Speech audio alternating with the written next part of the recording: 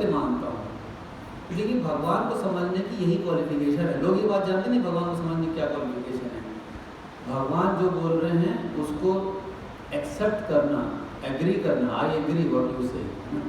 तो अर्जुन कह रहे हैं कि मैं पूरी तरीके से एक्सेप्ट करता हूँ आप जो कह रहे हैं, तभी हम भगवान तक पहुँच सकते हैं। अगर हम कहेंगे नहीं नहीं हम ये बात आप नहीं मानते, हम आई डिसएग्री भी नहीं, तो डिसएग्री करके हम भगवान तक कैसे पहुँचेंगे।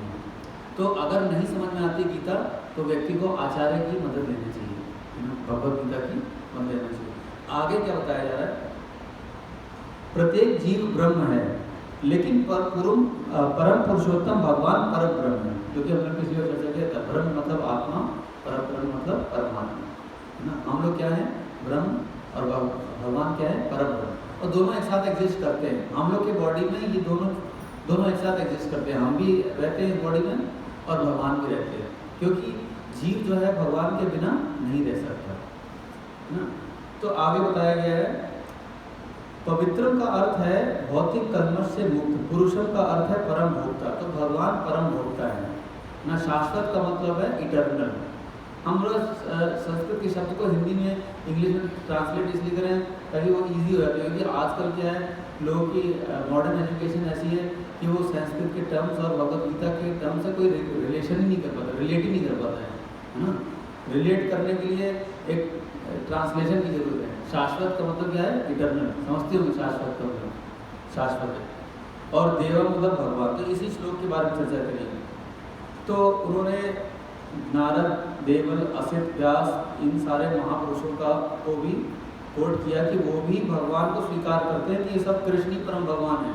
केवल अर्जुन नहीं बोल रहे हैं बात, व्यास देव जी भी मानते हैं, नारद जी भी मानते हैं, असित, देवल, व्यास, सभी ऋषि मुनि भगवान कृष्ण को ही परम भगवान मानते हैं, है ना। केवल हम लोग नहीं मानते। जैसे कई लोग हम लोग के इस्कॉन पे वो एलिगेशंस लगाते हैं, कहते हैं कि आप लोग के इस्कॉन में केवल कृष्ण की पूजा होती है, आप लोग दूसरे अन्य देवताओं की तो कोई सम्मान नहीं करते आप लोग, है ना।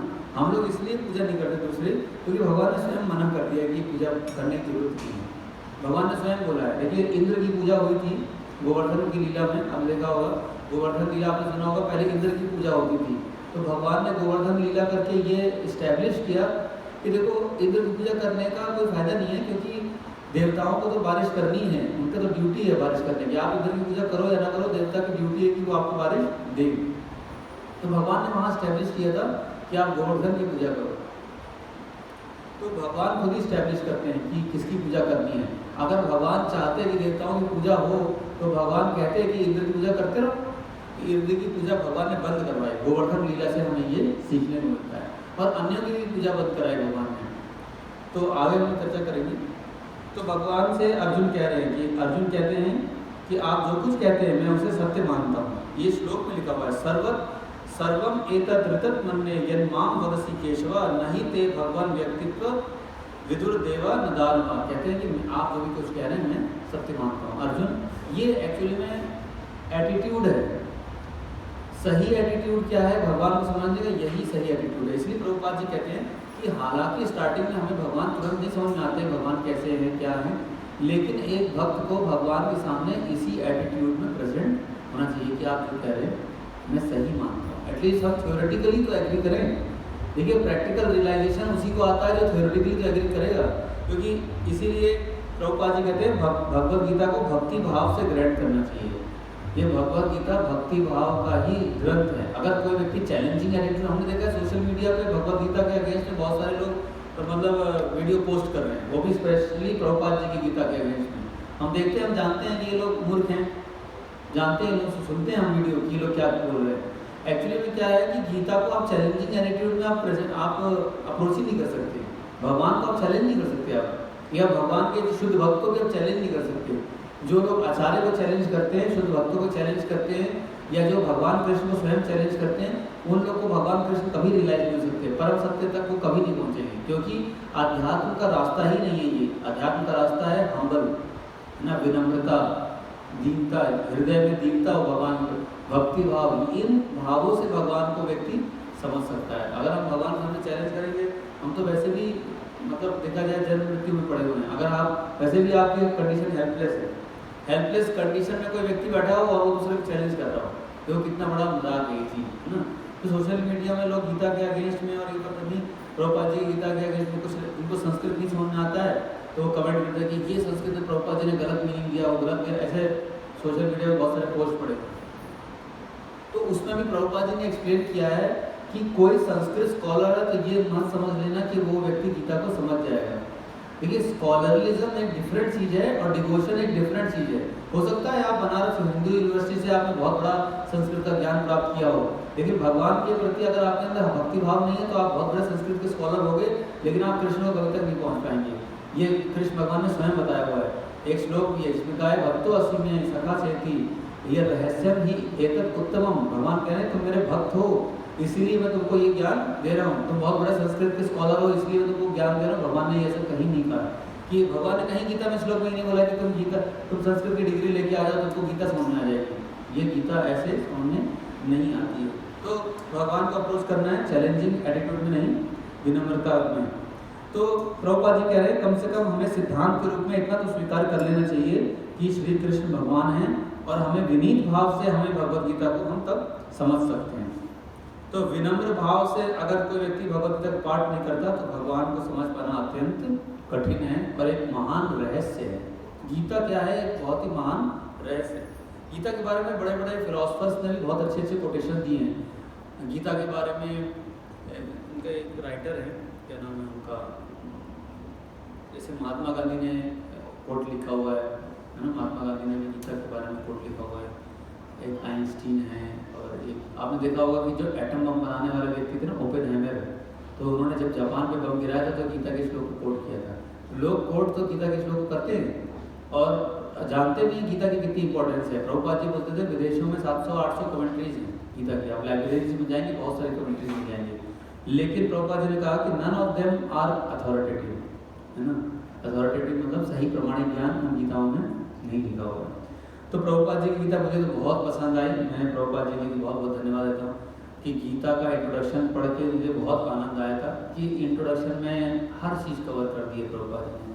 अगर कोई व्यक्ति बार बार 10 बार इंट्रोडक्शन ही पढ़ ले तो उसे गीता का पूरा एसेंस याद हो जाएगा। कम से कम मैं तो सजेस्ट करूँगा जो भी व्यक्ति गीता समझना चाहता है वो प्रभुपाद जी के इस गीता के इंट्रोडक्शन को कम से कम 10 बार पढ़े। एक बार पढ़े, नोट्स बनाए, एक बार पढ़े नहीं बनाए, फिर सेकंड टाइम फिर से पढ़े, थर्ड टाइम फिर से पढ़े, फोर्थ टाइम, फिफ्थ टाइम, ऐसे पढ़ेंगे तब वो पूरा गीता का एसेंस याद हो जाएगा। आगे आगे क्या बताया जाता है? बताते हैं भगवद गीता क्या है। भगवद गीता का प्रयोजन है मनुष्य को भौतिक संसार के अज्ञान से उबारना। तो भगवद गीता का मैसेज का लक्ष्य क्या है? हमें अज्ञानता से उबारना, इग्नोरेंस, है ना। और इग्नोरेंस किस चीज़ का है? सबसे बड़ा इग्नोरेंस इस दुनिया में ये है कि हम अपने आप को शरीर मानते हैं। ये दुनिया, इससे बड़ा कोई इग्नोरेंस है नहीं। ये संसार में अपने आप को शरीर मानने से बड़ा कोई अज्ञान नहीं है। सबसे बड़ा अज्ञान जो संसार में चल रहा है वो है शरीर मानना अपने आप को, जबकि हम लोग शरीर है नहीं। प्रत्येक व्यक्ति अनेक कठिनाइयों में फंसा रहता है। अर्जुन भी कुरुक्षेत्र के युद्ध में कठिनाई में था। तो देखिए हम सभी लोग की लाइफ में प्रॉब्लम्स आती हैं, हम सबको पता है कि प्रॉब्लम्स आती हैं, है ना। तो अर्जुन भी प्रॉब्लम में था और हम सब भी कहीं ना कहीं प्रॉब्लम में होते ही हैं। हम लोग की लाइफ में चैलेंजेस होते हैं। जॉब में आइए तो वहाँ पर कट थ्रोट कॉम्पिटिशन है ना। मार्केट में उतरिए तो एग्जिस्टेंस के लिए स्ट्रगल फॉर एग्जिस्टेंस है। पैसा कमाना कितना कठिन है ना। शादी कर लीजिए तो रिलेशन बनाना कठिन है, मेंटेन करना। आप आजकल न्यूज़ में देख ही रहे होंगे कि फैमिली रिलेशंस मेंटेन नहीं हो रहे लोगों के, कितनी वायलेंस है घरों में, कितना वायलेंस है एक दूसरे के प्रति। तो हर व्यक्ति देखा जाए तो अपनी रियल लाइफ में, प्रैक्टिकल लाइफ में बहुत सारी प्रॉब्लम्स और चैलेंजिंग सिचुएशंस को फेस कर रहा है वो। लेकिन सॉल्यूशन क्या है उसका? सॉल्यूशन कोई नहीं है उसके बाद। अगर सॉल्यूशन चाहिए तो भगवद गीता सॉल्यूशन है, परमानेंट सॉल्यूशन है। हर व्यक्ति को भगवद गीता का सहारा लेना चाहिए। तो आगे बताया गया है किसी भी व्यक्ति को इस संसार से भयभीत अनस्तित्व, हमारा अस्तित्व ही अनस्तित्व के परिवेश में है। मतलब हमारा एग्जिस्टेंस ऐसी जगह है जहाँ हर चीज़ मृत है। हम लोग ऐसी जगह रह रहे हैं जहाँ हर चीज़ मृत है। हमको सबको पता है कि एक दिन हर चीज़ खत्म होनी है, चाहे कोई भी चीज़ हो, टेम्पररी है। हमारे यहाँ तक बॉडीज भी टेम्पररी है। तो भय तो ऑटोमेटिकली हो ही गई, जिसे मान लिया हम लोग जी रहे हैं। लेकिन मृत्यु का तो भय तो होता ही होगा, सभी को होता है। मृत्यु सामने आ जाए तो लोग डर जाते हैं बहुत, है ना। तो प्रभुपाद जी बोल रहे हैं कि हम लोग का जो ये भय है वो कौन खत्म कर सकता है? गीता खत्म कर सकती है। इसको असत बोलते हैं। शरीर असत है ना, भगवान सत है और शरीर क्या है, असत। असत का मतलब होता है टेम्पररी, सत का मतलब परमानेंट, है ना। तो संस्कृत में इसको ऐसे बोलते हैं, सत मतलब परमानेंट, असत मतलब टेम्पररी। आगे बताया गया है कष्ट भोगने वाले मनुष्यों में कुछ ऐसे ही हैं जो वास्तव में ये जानने के जिज्ञासु हैं कि वे क्या हैं। तो दुनिया में बहुत सारे लोग दुखी हैं, बहुत सारे लोग दुखी होते हैं, लेकिन उन दुखी लोगों में आपको बहुत ही ऐसे कम लोग मिलेंगे जो ये जिज्ञासा करते हो वास्तव में कि मैं दुख क्यों भोग रहा हूँ। जिज्ञासा करने वाले आपको बहुत कम मिलेंगे।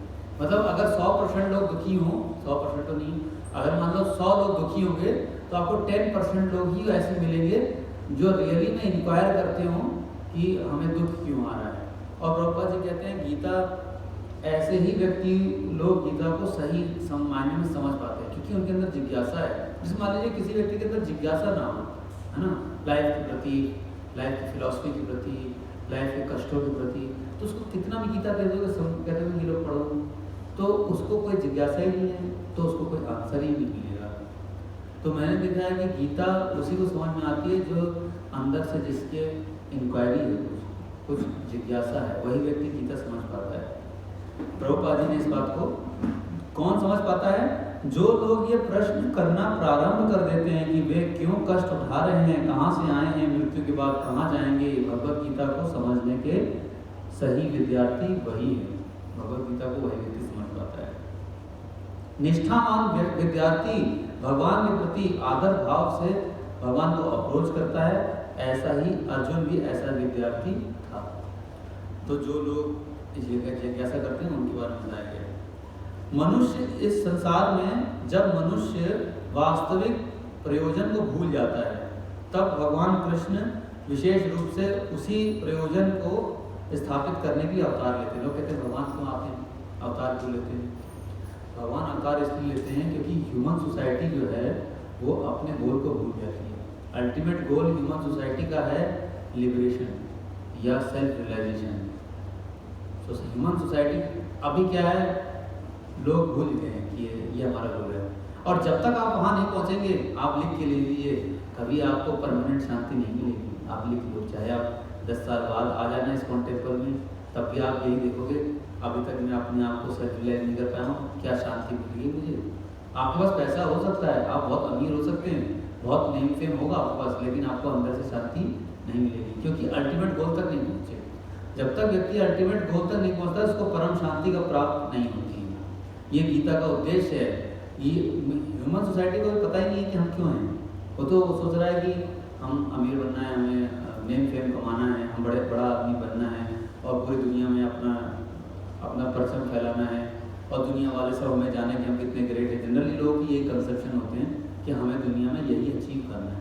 इसके आगे उनको पता नहीं होता है। अचीव भी कर लेते तो उसमें लगे रहते हैं फिर बढ़ते दिन तक। मतलब आप बड़े इंडस्ट्रियलिस्ट बन गए अंबानी की तरह, तो आप क्या करोगे, लगे रहोगे अपनी कंपनी चलाने में डेथ तक, है ना। तो वो एंजाइटी तो रहती है, बिजनेस कोई मजाक तो है नहीं, भले ही कितना बिजनेस कर ले। तो व्यक्ति कह रहे हैं कि जब प्रयोजन भूल जाता है तो उसी प्रयोजन को भगवान एस्टेब्लिश करने के लिए आते हैं। यदा यदा ही धर्मस्य ग्लानिर्भवति भारत अभ्युत्थानम अधर्मस्य। अधर्म क्या है? अधर्म यह है कि भोग करते रहो संसार का, भगवान को भूल कर भोग करते रहो, ये धर्म है। और भगवान की याद भी नहीं आए, डेथ हो गई, डेथ भी है तो अरे ठीक डेथ तो होती है, लोग कहते हैं नेगलेक्ट कर देते हैं। डेथ का सब्जेक्ट कोई टच नहीं करता जनरली, है ना। कभी आप देखेंगे कि डेथ का सब्जेक्ट कोई टच नहीं करता। अब ऐसे देखिए गीता में 5 सब्जेक्ट डिस्कस किए मेनली। क्या 5 सब्जेक्ट मेनली? ईश्वर, प्रकृति, जीव, कर्म और काल। 5 सब्जेक्ट्स हैं। ईश्वर, प्रकृति, जीव, कर्म और काल। आप देखेंगे यही 5 सब्जेक्ट है हर जगह। आपको चारों ओर प्रकृति दिखाई देगी। अपने अलावा देखना ये जो मनुष्य भी आपको दिखाई दे रहे हैं, ये भी प्रकृति का ही पार्ट है। आप अपने आप को ऐसे देखो कि मैं एक अकेला व्यक्ति हूँ, तो आपको चारों ओर प्रकृति ही दिखाई देगी। देखो प्रकृति दिखाई दे रही, सारे लोग भी प्रकृति का ही पार्ट है। दूसरे मनुष्य हमारे अलावा देखो प्रकृति, हमारा यहाँ तक कि शरीर भी प्रकृति ही है। देखोगे भगवान, ईश्वर, प्रकृति, जीव, कर्म, मैं कर्म कर रहा हूँ, बोल रहा हूँ, और काल। और ऐसे ही जीवन चलता रहेगा और एक दिन मैं अपने काल को प्राप्त करूँगा। हर व्यक्ति के लिए लाइफ में ये 5 सब्जेक्ट हैं और गीता में ये 5 सब्जेक्ट ही डिस्कस किए गए डिटेल में। अब ईश्वर के बारे में चर्चा की गई कि ईश्वर और जीव में क्या अंतर होता है, वो 13वें अध्याय में डिस्कस किया गया। परमात्मा क्या होता है, परमात्मा और जीव में क्या डिफरेंस है, प्रकृति कैसे काम करती है, इसके बारे में हमने चर्चा की थी। प्रकृति सतोगुण रजोगुण तमोगुण के से काम करती है। अब ये कह रहे हैं कि जीव क्या होता है। जीव, हम सभी लोग जीव हैं, हम सब लोग एक इंडिविजुअल सोल है, सबकी सोल अलग है, एक जैसी होती है लेकिन एक नहीं है। आप समझ रहे, एक जैसी का मतलब नेचर वाइज एक जैसी होती है लेकिन हम लोग फिर भी अलग अलग व्यक्ति हैं। जो सोल है हमारे सब अलग अलग है। एक मायावादी फिलॉसफी होती है, मायावादी फिलॉसफी, अगर किसी लोग को फिलॉसफी नॉलेज हो तो मायावादी फिलॉसफी क्या कहते हैं, सब एक है, जीव भी सब एक है, ईश्वर भी सब एक है। तो ऐसे सब बताते हैं सारे जीव एक नहीं है, सब अलग अलग, सबके कर्म अलग हैं, सबके पूर्व संस्कार अलग हैं, सबके जन्म अलग हैं, सबके थिंकिंग अलग है, सब लोग अलग अलग लोग, हम लोग लेकिन आत्मा है सब लोग, है ना। तो ये 5 विषयों की चर्चा करी गई है, जीव, ईश्वर, प्रकृति, काल, कर्म। काल के बारे में चर्चा की गई है कि काल कैसे कार्य करता है। तो देखिए काल का ऐसा है, सतयुग, त्रेता युग, द्वापर युग, कलयुग, फिर उसके बाद प्रलय आती है, कलयुग के बाद फिर से सतयुग, त्रेता युग, द्वापर युग, कलयुग, साइकिल चलती रहती है। काल आता है, कलयुग के बाद एक काल आता है। काल मतलब पूरी सृष्टि को विनाश करने के लिए, इसको काल कहते हैं। ये साइकिल चलती रहती है। जब कलयुग के बाद प्रलय हो जाएगी तो उसके बाद फिर से क्या होगा, फिर से क्या होगा, सतयुग आ जाएगा। साइकिल चलती रहती है ऐसे ऐसे, बीच में प्रलय आती है, फिर से साइकिल चलेगी, साइकिल चलती रहती है। और हम लोग इस साइकिल में बार बार डाल दिए जाते हैं, कर्म करते रहो, कर्म करते रहो, है ना। अब ये बार बार हम लोग क्यों यहाँ आ जाते हैं, क्योंकि हमारे कुछ इच्छाएं हैं, हमारे कुछ कर्म हैं, हमारे कुछ संस्कार हैं, हमारे कुछ डिज़ायर्स हैं, हमारे कुछ प्लानिंग्स हैं, हमारे कुछ हमारे साथ है, हमारा कुछ विजन है कि हम दुनिया में कुछ करना है। तो भगवान बार बार भेजते रहते, जाओ करके आओ, करके आओ। तो भगवान हमें बार बार एक्सपीरियंस करने के लिए दुनिया में भेजते रहते हैं कि जाओ एक्सपीरियंस करो, क्या मेरे बिना खुश हो तुम। भगवान यही चीज़ एक्सपीरियंस करने के लिए, लोगों को ये बात नहीं पता है कि भगवान हमें यहाँ क्यों भेज देते हैं। भगवान इसलिए हमें भेज देते हैं केवल ये एक्सपीरियंस करने के लिए कि are you happy without me, केवल इतना समझने के लिए भगवान ने हमें यहाँ भेज रखा है। See yourself, check yourself whether are you happy without me, है ना। केवल ये समझने के लिए भगवान यहाँ भेजते हैं। और व्यक्ति भक्ति करके यही समझता है कि हमारा भगवान से क्या रिलेशन है। तो 5 जो हैं ये, और भगवान बता रहे हैं कि ये प्रकृति कैसे चल रही है। प्रकृति भगवान ईश्वर के कंट्रोल में चल रही है। प्रकृति कैसे चल रही है, ईश्वर के कंट्रोल में चल रही है। जैसे आप देखेंगे सूर्य जो है सिस्टमेटिकली उगता है, फिर वो सनसेट हो जाता है, फिर हर बार सुबह उगता है, फिर शाम को सेट हो जाता है। आप हर चीज़ देखेंगे, हर चीज़ ऑर्गेनाइज वे में हो रही है ना। कई लोग कहते हैं कि ये प्रकृति बाई चांस है, बाई चांस नहीं हो सकती। देखिए अगर कोई चीज़ बाई चांस है तो हम लोग यहाँ बाई चांस नहीं बैठे हुए हैं। देखिए सब ऑर्गेनाइज किया गया है, सब चीज़ चल रही है ऑटोमेटिकली, मतलब सेट किया गया है चीज़। प्रभु जी आए, ने सेट किया, आसन सेट किया, है ना। भगवान जो पुजारी हैं पूजा किया उन्होंने, पंखे चल रहे, किसी ने पंखा चलाया, अपने आप ऑटोमेटिकली नहीं चल रहा है, चल रहा है। आज जब प्रोग्राम खत्म हो जाएगा तो बंद कर देंगे स्विच। हर चीज़ ऑर्गेनाइज की गई। उसी प्रकार से प्रकृति की हर चीज़ ऑर्गेनाइज है। आप देखेंगे गर्मी के समय में आपको कुछ आम के फल होते हैं, है ना। सर्दी के समय में आपको दूसरे फल मिलेंगे। गर्मी का समय होता है, फिर सर्दी का समय होता है, फिर बारिश भी आती है बीच में। तो साइकिल है, हर चीज़ साइक्लिक चल रहा है, सिस्टमेटिकली चल रहा है। अगर बाई चांस, पता है किसको कहते हैं, बाई चांस वो हो गया, हर चीज़ बिखरी हुई है, कभी कुछ हो जाता है, कभी कुछ हो जाता है, इसको बाई चांस कहते हैं। जब हर चीज़ ऑर्गेनाइज वे में चल रही है तो उसके पीछे एक कंट्रोलर है। तो भगवान गीता में बोलते हैं, मैं अध्यक्षेण प्रकृति सूयते सचराचरम हेतु नाने कौनते जगत की परिवर्तित है। भगवान बोल रहे हैं ये जो प्रकृति है वो मेरी अध्यक्षता में काम कर रही है। एग्जाम्पल प्रभुपाद जी ने एग्जाम्पल दिया कि जैसे एक बच्चा है, कार को चलते हुए देखता है तो वो कहता है कार अपने आप चल रही है, लेकिन जो बड़ा आदमी होता है वो जानता है कार अपने आप नहीं चलती, उसके अंदर एक ड्राइवर बैठा होता है। उसी प्रकार से अगर प्रकृति चल रही है तो आप समझ लीजिए प्रकृति के पीछे कोई कंट्रोलर है। वरना अगर प्रकृति के पीछे कोई कंट्रोलर नहीं होता तो कभी सुबह सूरज उगता, कभी शाम को उगता, कभी दोपहर में उग जाता, कभी नहीं भी उगता।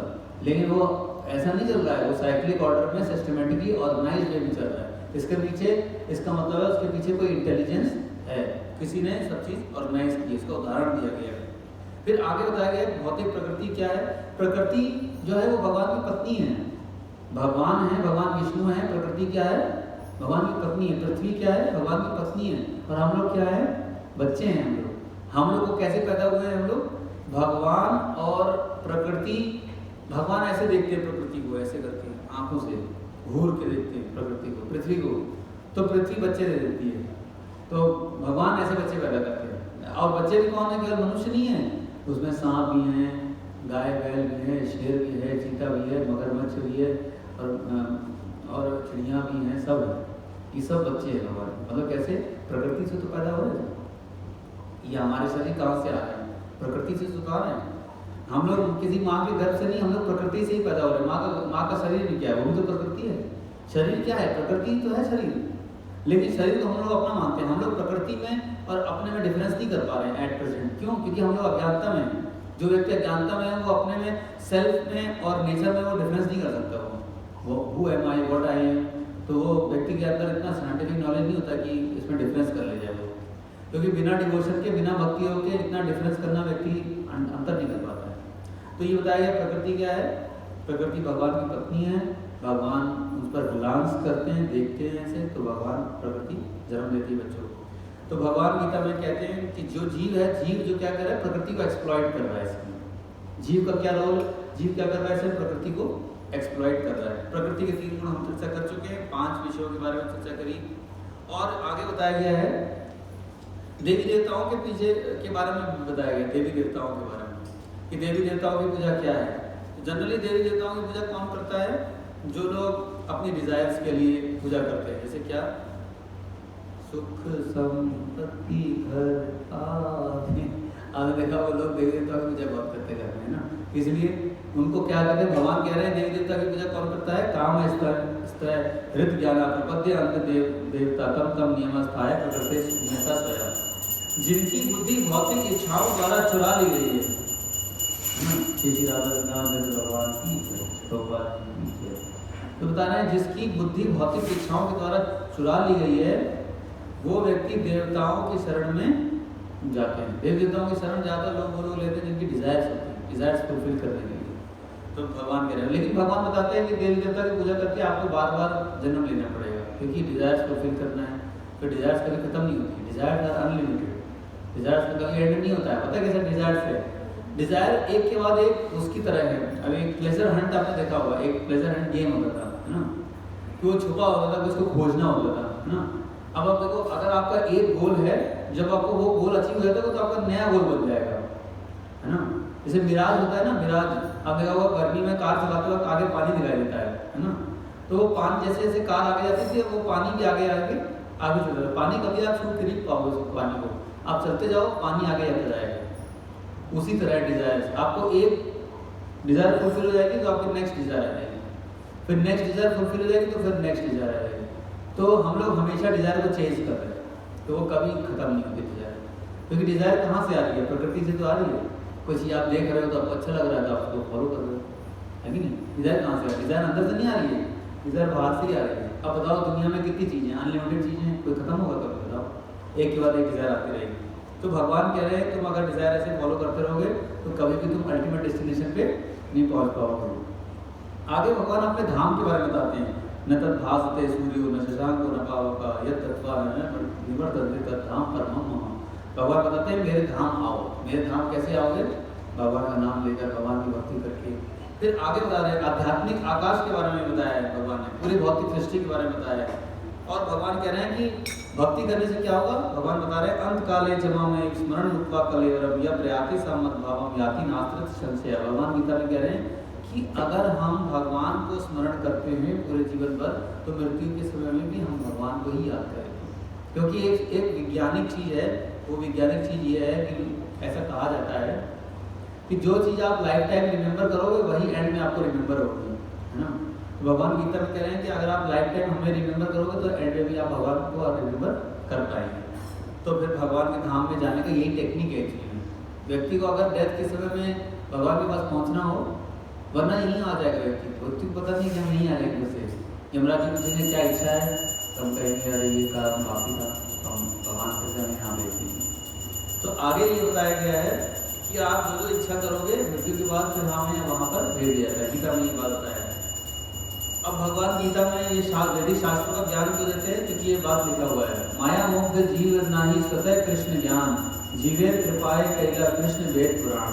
तो जो व्यक्ति जीव माया के द्वारा मुक्त होता है वो स्वतः कृष्ण का ज्ञान उसको प्राप्त नहीं होता है। इसीलिए भगवान ने वेद और पुराण की संकलन किया ताकि व्यक्ति इनको समझ के भगवान तक पहुंच सके। ये गीता, भागवतम, रामायण इसीलिए कंपाइल किए गए ताकि हम इससे नॉलेज लेकर भगवान तक पहुंच सकें। तो भगवान ने आगे क्या बताया? अब देखिए हम लोग गीता के महात्मा कुछ पढ़ेंगे जल्दी से। जैसे कई लोग होते हैं, अब देखिए हमारे इंडिया में जातिवाद बहुत है, सोशल मीडिया में तुमने पढ़ा होगा, बहुत जातिवाद चलता रहता है ना, कि ये नीच जाति का है, ऊपर जाति का है। हिंदुइज्म में ये बहुत बड़ा कैंसर है, जातिवाद जिसको बोलते हैं। तो देखिए भगवान कह रहे हैं कि हे पार्थ, जो भी व्यक्ति मेरी शरण लेता है, हालांकि कोई व्यक्ति स्त्री हो सकता है, वैश्य हो सकता है, शूद्र हो सकता है, तब भी व्यक्ति मुझ तक पहुंच सकता है। भगवान कह रहे हैं ऐसा नहीं है कि केवल जो ऊंची जाति के लोग हैं वही मेरी पूजा कर सकते हैं या वही मेरी भक्ति कर सकते हैं। भगवान ने गीता में श्लोक बोला है, माम ही पाप कृपाश्रित्य येपि शिव पाप यो नया स्त्रिया वैश्य तथा शूद्रा तेपि याति पराम गति। भगवान बोल रहे हैं कि आप स्त्री हैं या वैश्य हैं या शूद्र हैं, आप कुछ भी हो सकते हैं, लेकिन आप मेरे तक पहुंच सकते हैं। भगवान ने गीता में बताया कि nobody is stop from attending Krishna. हर व्यक्ति भगवान की भक्ति कर सकता है, किसी को रोक टोक नहीं है। अध्यात्म में जैसे कहते हैं कि अरे मंदिर में नहीं घुसने दे रहे, इस्कॉन में ऐसा नहीं है। इस्कॉन में कभी जातिवाद कभी है ही नहीं, चर्चा ही नहीं होती। यहाँ पर हमने इतने सालों में कभी भी हमने ये सुना ही नहीं। हम लोग कभी किसी से पूछते ही नहीं कि आप किस जाति को। लेकिन मैं गाँव में प्रचार करने गया था तो वहाँ हमसे पूछ रहे थे कि आप किस जाति के हो, कहाँ से ब्राह्मण हो गए, तुम क्षत्रिय हो कि कहाँ हो, और तुम कौन लगे। तो ये सब लोग पूछते हैं, गाँव में बहुत चीज़ें ज़्यादा है ना। और वोटिंग में भी ये सब चीज़ चलती है, जाति पूछते हैं। लेकिन भगवान बोल रहे हैं कोई भी व्यक्ति मुझे प्राप्त कर सकता है, कोई भी व्यक्ति। तो गीता महात्म्य है, 7 गीता महात्म्य है ना, 7 गीता महात्म्य है। तो हम लोग गीता महात्म्य केवल एक पढ़ के उसको ऐड कर देंगे। यदि कोई भगवत गीता को निष्ठा और गंभीरता के साथ पढ़ता है तो भगवान की कृपा से उसके सारे पूर्व दुष्कर्मों के फलों का उस पर कोई प्रभाव नहीं पड़ता। आपने बहुत सारे बुरे कर्म किए हैं, है ना, अगर उसके बाद आपके अंदर निष्ठा और गंभीरता से गीता पढ़ता है तो दुष्कर्मों के फल का प्रभाव नहीं होता। सेकंड, सब धर्मों का त्याग करके मेरी शरण में आओ, मैं तुम्हें समस्त पापों से मुक्त कर दूंगा, डरो मत। इस प्रकार अपनी शरण में आए हुए भक्त का पूरा उत्तरदायित्व भगवान अपने ऊपर लेते हैं। मनुष्य जल के स्नान में नित्य अपने आप को स्वच्छ कर सकता है, लेकिन कोई व्यक्ति भगवत गीता रूपी ज्ञान गंगा में एक बार स्नान कर लेता है तो भौतिक जीवन की मलिनता से सदा के लिए मुक्त हो जाता है। गीता की इंपॉर्टेंस बता रहे हैं गीता महात्म्य। क्योंकि भगवत गीता भगवान के मुख से निकली है, अतः किसी अन्य वैदिक साहित्य को पढ़ने की आवश्यकता नहीं रहती। कई लोग कहते हैं हम वेद पढ़ते हैं, हम गीता नहीं पढ़ते, कई लोग ऐसा कहते हैं। लेकिन इस गीता महात्म्य में लिखा है क्योंकि भगवत गीता भगवान के मुख से निकली है, इसीलिए अगर आप गीता पढ़ लेते हैं तो आपको किसी भी अन्य वैदिक साहित्य को पढ़ने की आवश्यकता नहीं है। केवल भगवत गीता को ध्यान पूर्वक मनोयोग से श्रवण और पठन करना चाहिए। मनोयोग से श्रवण और पठन करना चाहिए किसका? गीता का। आगे क्या बताया गया है? आगे बताया गया है जो गंगा जल पीता है वह मुक्ति प्राप्त करता है, अतः उसके लिए क्या कहा जाए जो भगवत गीता का अमृत पान करता है। कहते हैं गंगा जल पीने से लोग मुक्त हो जाते हैं, तो भगवत गीता को अमृत पान करेंगे तो क्या होगा ये कि आप भगवान कृष्ण का डायरेक्ट शरण करेंगे, ये होगा। अगर आप भगवत गीता पढ़ेंगे तो भगवान आपका भगवत गीता का भक्ति का अकाउंट खोल के एक दिन ऐसा आएगा कि भगवान के साथ में आप बैठकर उनसे बात करेंगे भगवान से। आगे क्या होगा? आगे पढ़ते हैं। क्योंकि भगवत गीता भगवान के मुख से निकली चरण, गंगा भगवान के चरण कमलों से निकली है और भगवत गीता भगवान के मुख से निकली है। भगवान के मुख तथा चरणों में कोई अंतर नहीं है, इसलिए निष्पक्ष अध्ययन से हम पाएंगे कि भगवत गीता गंगा जल की अपेक्षा अधिक महत्वपूर्ण है। लोग गंगा स्नान करने जाते हैं, कुंभ स्नान करने जाते हैं, लेकिन लोग भगवत गीता का इंपॉर्टेंस नहीं जानते। इसीलिए हम लोग कुंभ में भगवत गीता फ्री बांटते हैं। अभी कई लोगों ने स्पॉन्सर की थी भगवत गीता, तो कुंभ में बढ़ी थी 50 रुपीज़ में केवल, इसलिए ताकि लोग ले लें। भगवत गीता बहुत प्रचार होता है, कम से कम हजारों भगवत गीता वहाँ बढ़ती है। क्यों? क्योंकि हमें पता है कि भगवत गीता का इम्पोर्टेंस गंगा में स्नान करने से भी ज़्यादा है। आगे यह गीतोपनिषद समस्त उपनिषदों का सार है। गाय भगवत गीता गाय के तुल्य है और ग्वाल बाल अर्जुन है। और जो जो गाय का दूध है वो क्या है? भगवत गीता। जैसे मान लीजिए आप अर्जुन किसको मान लीजिए? बछड़े को। गाय क्या है? सारे वैदिक शास्त्र। और जो दूध है वो क्या है? गीता। सारे वैदिक शास्त्र को दुहेंगे आप बछड़े के द्वारा, अर्जुन के द्वारा, तो आपको क्या मिलेगा? भगवत गीता का अमृत का दूध मिलेगा।